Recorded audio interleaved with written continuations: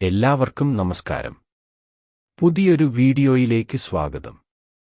Micro എക്കണോമിക്സിലെ first ചാപ്റ്ററിൽ നിന്ന് പരീക്ഷയ്ക്ക് വരുന്ന ചോദ്യങ്ങളാണ് പറയുന്നത്. ഒന്നാമത്തെ ചോദ്യം: ഒരു സമ്പദ് വ്യവസ്ഥയിലെ അടിസ്ഥാന സാമ്പത്തിക പ്രശ്നങ്ങൾ വിവരിക്കുക.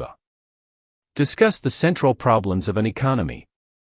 Answer: എന്തു ഉൽപ്പാദിപ്പിക്കണം, ഏത് അളവിൽ. ഓരോ സമ്പദ് വ്യവസ്ഥയ്ക്കും ആയിരക്കണക്കിന് സാധനങ്ങളും സേവനങ്ങളും ആവശ്യമാണ്, എന്നാൽ വിഭവങ്ങൾ പരിമിതമാണ്.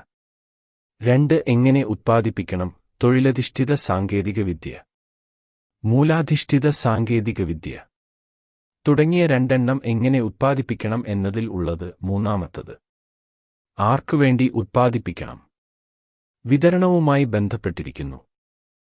അടുത്ത ചോദ്യം: സൂക്ഷ്മ സാമ്പത്തിക ശാസ്ത്രവും സ്ഥൂല സാമ്പത്തിക ശാസ്ത്രവും താരതമ്യം ചെയ്യുക.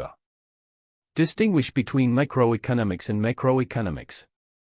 Answer: സൂക്ഷ്മ സാമ്പത്തിക ശാസ്ത്രം വ്യക്തിഗത യൂണിറ്റുകൾക്ക് പ്രാധാന്യം നൽകുന്നു. അതുപോലെ തന്നെ സൂക്ഷ്മ വീക്ഷണം ആണുള്ളത്.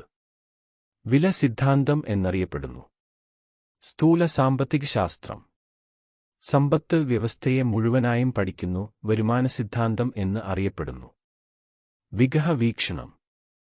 അടുത്ത ചോദ്യം: താഴെ കൊടുത്തവയെ സൂക്ഷ്മ, സ്ഥൂല സാമ്പത്തിക ശാസ്ത്രമാക്കി തരംതിരിക്കുക.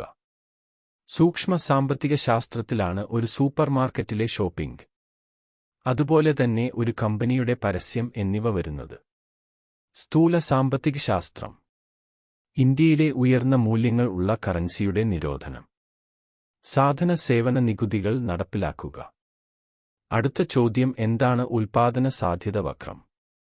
ആൻസർ: ലഭ്യമായ വിഭവങ്ങളും സാങ്കേതികവിദ്യയും ഉപയോഗിച്ചുകൊണ്ട് ഒരു സമ്പദ് വ്യവസ്ഥയ്ക്ക് ഉത്പാദിപ്പിക്കാൻ കഴിയുന്ന രണ്ട് സാധനങ്ങളുടെ സംയോഗങ്ങളെ ചേർത്ത് വരയ്ക്കുന്ന വക്രമാണ് ഉത്പാദന സാധ്യത വക്രം. ഈ ചിത്രം പരീക്ഷയ്ക്ക് ഇടയ്ക്ക് വരാറുണ്ട്.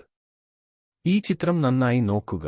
അതുപോലെ തന്നെ അടുത്ത പട്ടികയും ഒന്ന് നോക്കേണ്ടതാണ് പരീക്ഷയ്ക്ക് പോകുമ്പോൾ.